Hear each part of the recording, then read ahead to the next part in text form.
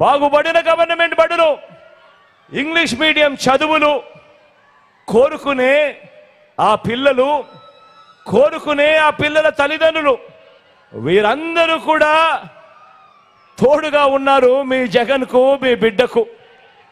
జగన్ ఉంటేనే మా స్కూళ్ళు బాగుపడతాయి, జగన్ ఉంటేనే మా పిల్లల చదువులు బాగుపడతాయి, జగన్ ఉంటేనే మరో 10-15 సంవత్సరాలలో మా పిల్లలు కూడా పెద్దవాళ్ళ మాదిరిగా అనర్గళంగా ఇంగ్లీష్లో మాట్లాడే పరిస్థితి వస్తుంది అని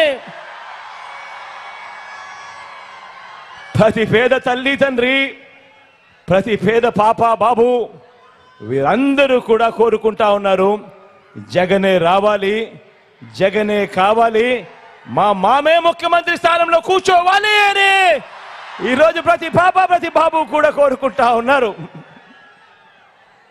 రైతన్నకు అందుతా ఉన్న భరోసా, రైతన్నకు అందుతా ఉన్న భరోసా, ఆ రైతన్నను ప్రతి అంశంలోనూ కూడా చెయ్యి పట్టుకొని నడిపిస్తా ఉన్న ఆ మంచి వ్యవస్థలతో, బాగుపడిన వ్యవస్థలతో ఆ రైతన్న కోరుకుంటా ఉన్నాడు.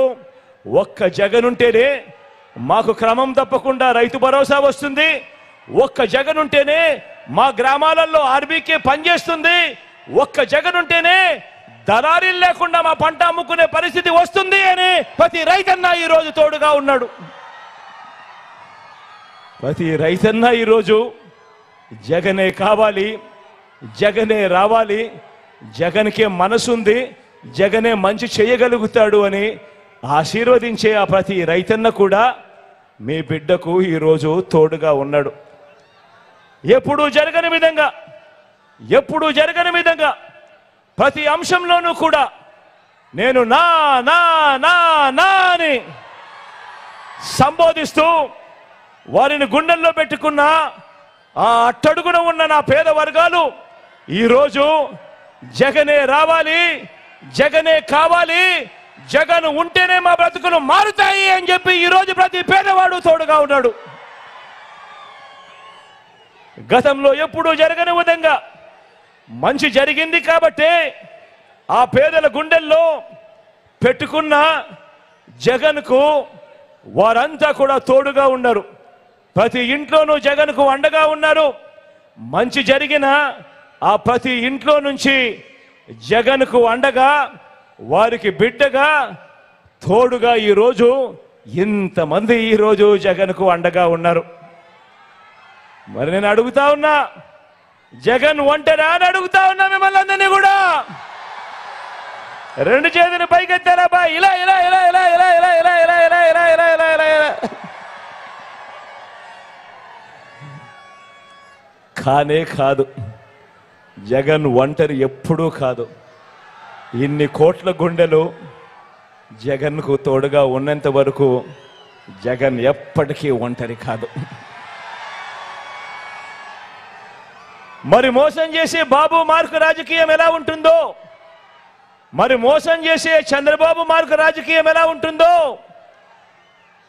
రొయ్యకు మీసం, బాబుకు మోసం పుట్టుకతోనే ఎలా వచ్చాయో మనమంతా ఈ భీమవరంలో తేల్చేద్దామా? తేల్చేద్దామా? 58 నెలల మన పాలనలో మనం చేసిన ఇంటింటి అభివృద్ధి మన ప్రోగ్రెస్ కార్డ్ అయితే అందరినీ మోసం చేయటం, నమ్మితే నట్టేయటం, ముంచటం చంద్రబాబు ట్రాక్ రికార్డు. బాబు వస్తే జాబు రావటం కాదు, ఉన్నవి ఎలా ఊడిపోతాయో, రైతును, రైతాంగాన్ని నమ్మించి బాబు ఎలా నిలువున ముంచాడో మొన్న పిడుగురాల సభలో, సిద్ధం సభలో మీ అందరి ముందు కూడా ఉంచడం జరిగింది. పిడుగురాల సిద్ధం సభలో ఈ 2 అంశాల మీద కూడా ప్రస్తావించడం జరిగింది. ఈ సభలో ఇదే టీడీపీ, ఇదే ఎల్లో మీడియా కలిసి చంద్రబాబు గారిని జాకీలతో ఎత్తి, జేసీబీలతో, పొక్లేలతో లేపుతూ చేసే మరో బోగస్ ప్రచారాన్ని, అందులో పచ్చి అబద్ధాల్ని ఈరోజు తేలుద్దామా? ఇక వారు చేస్తా ఉన్న మరో ప్రచారం ఏమిటో తెలుసా?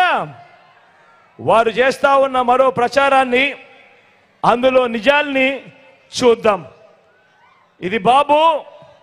ఇది చంద్రబాబుపై ఆయన ఎల్లో మీడియా ఇచ్చే అతిపెద్ద బోగస్ రిపోర్ట్. అదేంటో తెలుసా? చంద్రబాబు పేదలకు, రైతులకు, అక్క చెల్లెమ్మలకు, బడి పిల్లలకు, సామాజిక వర్గాలకు, గ్రామానికి, పౌర సేవలకు, హాస్పిటళ్లకు చేసింది ఏమీ లేదు కాబట్టి, అయినా కూడా తమ బాబు గొప్పవాడని నమ్మించాలంటే ఏం చెయ్యాలి అని వీరంతా కూడా ఆలోచించి, వీరంతా చెప్పేది ఏమిటి? బాబు వల్లే అభివృద్ధి అని ప్రచారంతో తరచూ కూడా ఊదలు కొడతా ఉంటారు. తరచూ కూడా జాకీలు పెట్టి లేపుతూ ఉంటారు. బాబు వల్లే అభివృద్ధి అని ప్రచారంతో వీళ్ళంతా కూడా ఎప్పుడూ చెప్తా ఉంటారు. అసలు వాళ్ళ ప్రచారం ఏ స్థాయిలో ఉంటుందో తెలుసా? ఒక ఖాళీ డబ్బాలో 4 రాళ్ళు పెడితే ఇలా ఊపితే డబడబడబడబడబడ సౌండ్ వస్తుంది చూసారా?